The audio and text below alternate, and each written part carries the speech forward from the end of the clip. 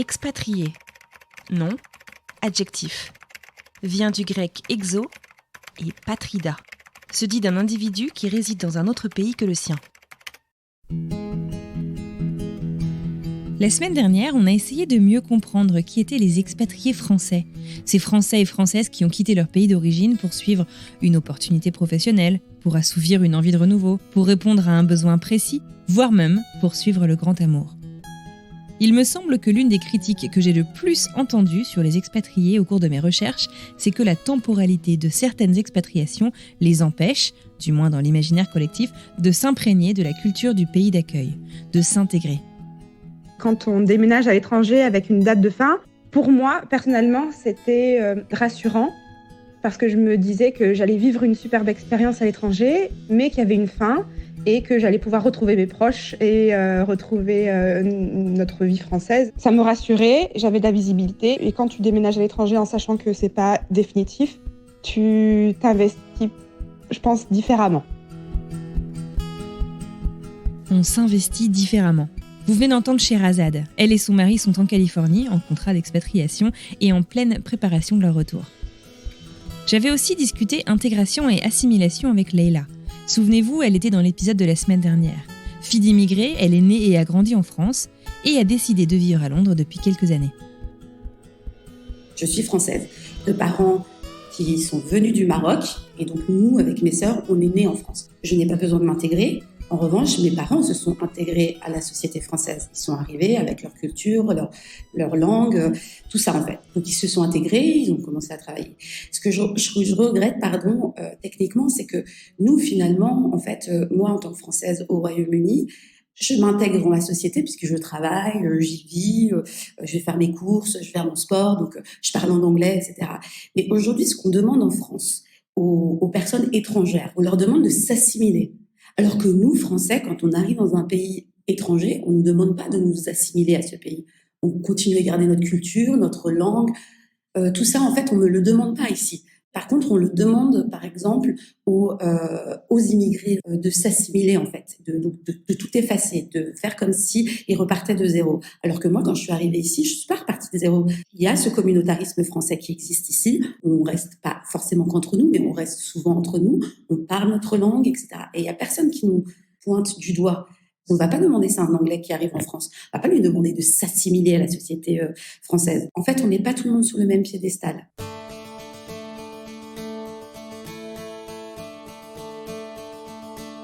Alors finalement, qu'est-ce qui fait qu'on se sent chez soi ? Selon le Larousse, chez soi se définit ainsi. C'est le domicile, la maison où l'on vit, le plus souvent avec une valeur affective. Aujourd'hui, je vous propose de creuser un peu ce sentiment qui fait qu'on dit avoir l'impression d'être chez soi. Pour ce faire, je suis allée tendre mon micro aux enfants des expatriés et immigrés français et françaises autour du monde. Ils et elles sont parfois nés à l'étranger, n'ont parfois jamais même vécu en France, tandis que d'autres se souviennent encore bien du grand départ. Alors, quelle relation entretiennent-ils et elles avec la France ? Où est leur maison, leur chez eux ? Je vous présente à mes invités experts, Ethan, Eva et Louise, Ryan et Oscar, ainsi qu'à Austin. Je m'appelle Ethan, j'ai 14 ans et j'ai immigré le 4 mars 2018 à Montréal. Bonjour, je m'appelle Eva, j'ai 12 ans. Moi, je m'appelle Louise, j'ai 7 ans et normalement, je vis en France, mais là, on a déménagé aux États-Unis et je me sens aussi bien. Bonjour, je suis Austin. Bonjour, je m'appelle Ryan, j'ai 8 ans, j'adore les jouets. Je suis née en Australie, Sydney. Je m'appelle Oscar, j'ai 11 ans, j'adore faire le skate et le basket. Je suis australien, espagnol, chilien et français. La venue au Canada, quand j'avais 11 ans, quand je suis arrivé, c'était vraiment pas quelque chose de positif pour moi. C'était vraiment que du négatif. Quitter mes amis, quitter la plupart de ma famille, c'était pas du tout positif. Le négatif prenait largement le dessus. Je me souviens que j'ai pleuré, j'étais en colère, j'étais vraiment pas content. J'ai essayé de faire passer le mot plusieurs fois, de plusieurs façons à mes parents pour leur faire comprendre que je voulais rester ici. Et bon, je pense que c'est normal parce que la majorité des enfants de mon âge auraient fait la même chose. Maintenant, je me sens très bien ici. J'ai envie d'y rester et j'ai fait plein de découvertes. Donc vraiment, rester au Canada, c'est vraiment plus un problème pour moi. Je m'y suis fait et j'adore ça, le Canada, maintenant.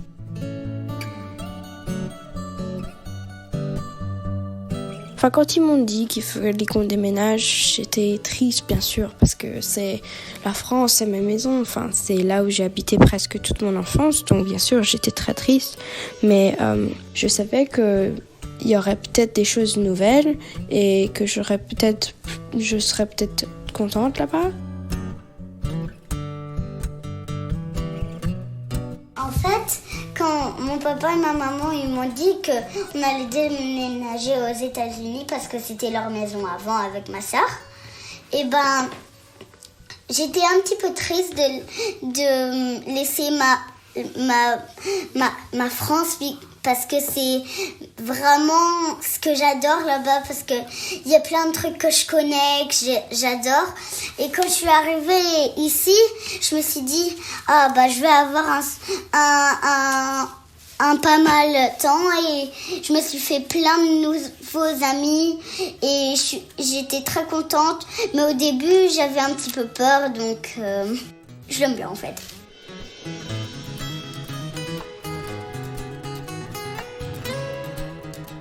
Quand je suis arrivée aux États-Unis, c'était pas trop dur parce que ça faisait comme si en fait on venait pour les vacances. La seule chose qui était différente, c'est qu'on devait chercher pour une maison et on avait une nouvelle voiture. Ça c'était différent, mais vu que c'était quelques mois, on avait l'impression d'être en vacances.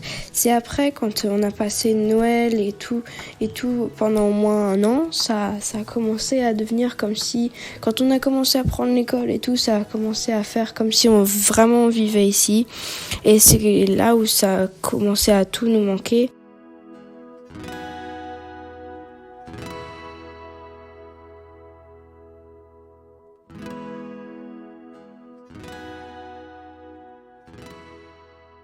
Je sais que beaucoup de gens disent qu'ils retournent en France, mais moi je dis que je vais en France, parce que pour moi retourner c'est y aller et y rester et pas revenir après, comme par exemple pendant les vacances de Noël où j'y vais et où je passe du temps avec ma famille et qu'après je reviens au bout d'une semaine, 2 semaines, ça dépend des fois. Mais quand j'y vais, je ne retourne pas en France. Je vais passer des moments avec ma famille, des moments chaleureux, des moments qui sont inoubliables, que j'adore. Et c'est ça qui fait que ce sont des moments inoubliables, parce que c'est rare et ça fait des moments exceptionnels pour moi. La France, c'est le pays de moi et ma mère, parce que là-bas, c'est ma famille qui est là-bas et ma maison. Donc oui, là-bas, c'est comme my home. C'est mon pays et aussi celle de ma mère, car moi, quand je vais en France, je me sens tout le temps inclus dans les choses, pas exclu, car je peux tout le temps comprendre ce que les marchands sont en train de dire et je peux leur communiquer comme quand on va au restaurant. Je peux dire en français pour qu'ils comprennent bien ce que je dis. Oui, c'est pour ça que je sens que France, c'est mon pays. Moi, je me sens australienne et français le plus. Et après, je me sens espagnole parce que je parle pas trop bien espagnol, mais je parle très bien le français et l'anglais. Ma maison, en fait, c'est les deux. Parce qu'en fait, quand je vais en France, il y a toute ma famille, toutes mes amies, tous les endroits que je reconnais, les magasins, les restos, tout ça, c'est la maison parce que je reviens en France et du coup, je retrouve tous mes trucs. Mais du coup, par exemple, je pense qu'aussi, les États-Unis, ce serait ma maison aussi parce que si je vais en France, je dis que je vais chez moi. Et quand je retourne aux États-Unis, je dis que je rentre chez moi. Du coup, en gros, c'est un peu la même chose parce que, en fait, les États-Unis, je me sens aussi bien qu'en France parce que bien sûr, j'ai vécu plus de temps en France qu'aux États-Unis, mais je me sens tellement bien aux États-Unis parce que j'ai plein d'amis. je me suis fait un peu une nouvelle vie. J'ai 2 vies en fait. J'ai une vie en France et j'ai une vie aux États-Unis. Et ces 2 vies, je les aime autant que les autres. Donc je pense que la maison, c'est les 2 en fait. Moi, je me sens un peu les 3, mais je pense que pour moi, c'est plus australien car j'y habite ici.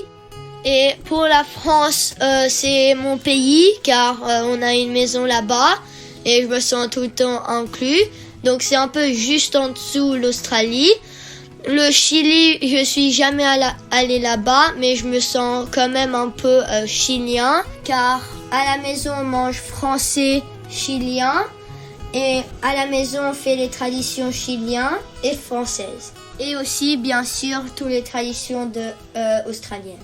Donc vraiment dans notre vie, on a 2 maisons, celle en France et celle à Sydney. Si un jour on devrait choisir où on veut vivre, je pense que je resterai en Australie, car c'est mon pays.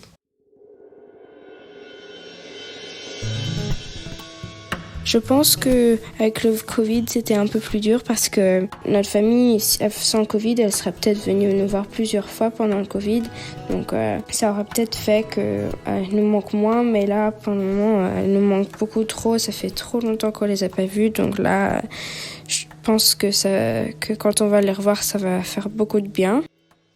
Moi, je crois que je préférais habiter en France parce que c'est toujours chaud là-bas, mais pas tout le temps, mais quand ça fait chaud, ça fait très chaud.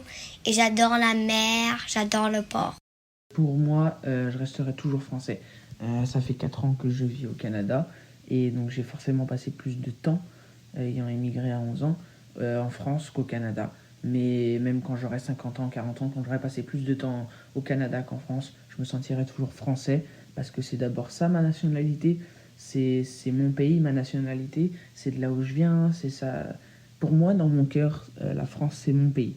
C'est de là où je viens et quand je m'identifierai à l'étranger, peu importe où je vais, je me dirai français et pas canadien. Le Canada, pour moi, ça restera toujours un endroit où je vis, mais jamais ma nationalité. Juste l'endroit où je vis, où je suis, où j'apprends, où je travaille, mais jamais, ça sera ma nationalité. La France, quand j'y vais, je me sens pas vraiment chez moi parce que j'y vais toujours chez mes grands-parents. C'est pas ma maison et c'est pas ma place de naissance, c'est où mes parents ils étaient nés. Alors quand j'y vais pour les vacances, oui, mais c'est pour voir ma famille. Je me sens comme si j'étais en vacances. Mais au contraire, l'Australie, c'est où je me sens le plus confortable, où j'habite, où j'ai tous mes copains, j'ai ma famille, ma maman, mon papa et mon frère. On part en France tous les grandes vacances. Malheureusement, du Covid, on n'a pas pu. Et la France, pour moi, c'est un peu comme une deuxième maison.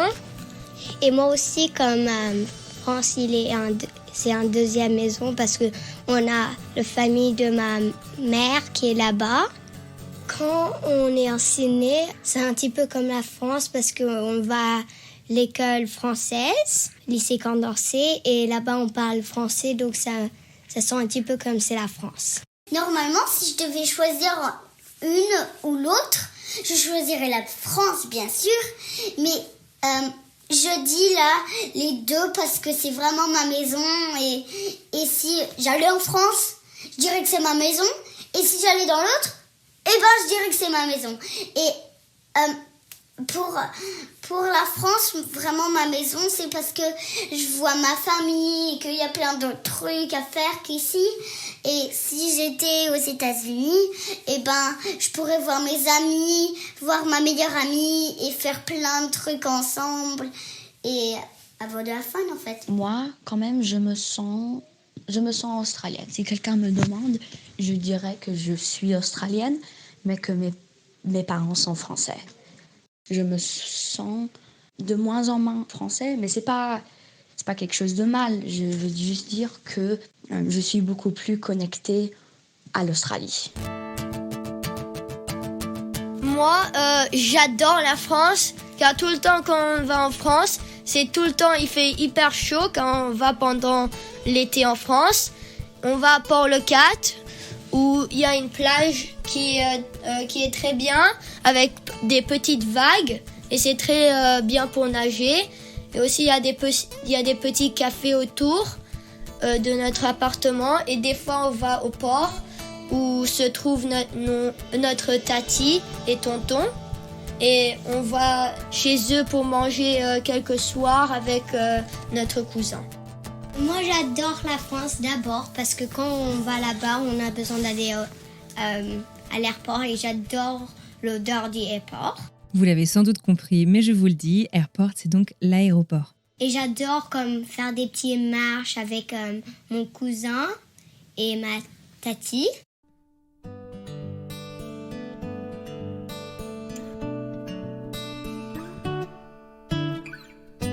Ce que j'entends chez Austin, Louise, Eva, Ryan, Oscar et Ethan, c'est que quitter sa maison, son chez-soi, peu importe où l'on est, c'est jamais facile.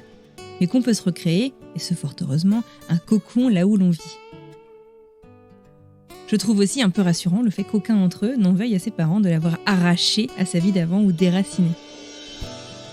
Il y a différentes perspectives ici, et des profils très complémentaires. Cependant, la langue semble jouer un grand rôle dans le fait que nos petits témoins se sentent chez eux, la culture culinaire également.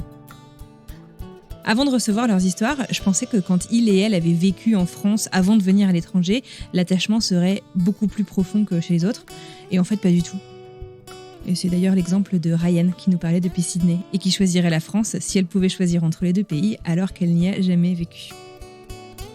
Aussi, peu importe leurs histoires, pour tous, la culture du pays hôte et du pays de départ, la France dans ce cas, semble encore être une part très importante de leur vie.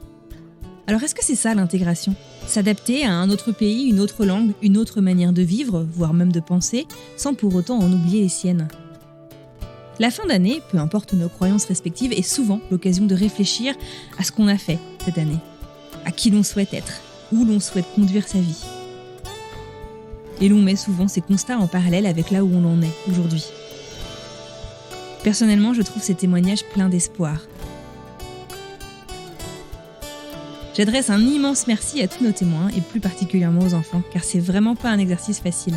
Alors merci à Austin, Louise, Eva, Ryan, Oscar et Ethan.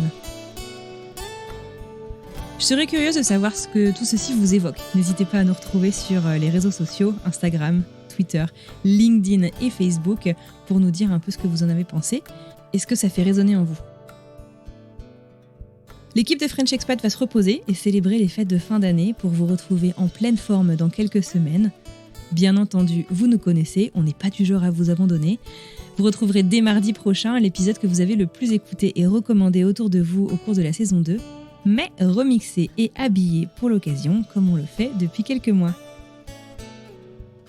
Très belle semaine à toutes et à tous, joyeux Noël si vous le fêtez, et à mardi pour une nouvelle histoire. Merci d'avoir nous écoutés. Au revoir.